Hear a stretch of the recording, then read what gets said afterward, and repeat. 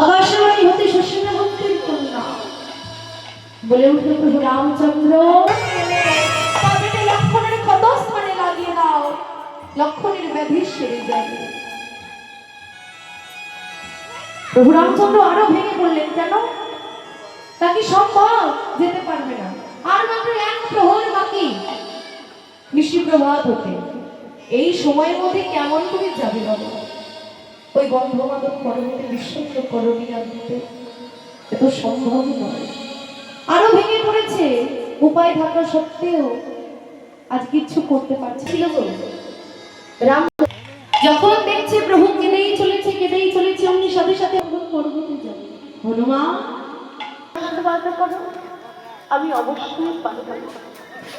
বেশ, আমি তোমাকে আশীর্বাদ করলাম, তুমি জয়ী হয়ে এসো হনুমান। প্রভু, আমি তো যাবো এই পর্বতে, তবে তুমি আমাকে একটি কথা বলে দাও, আমি কেমন? হনুমান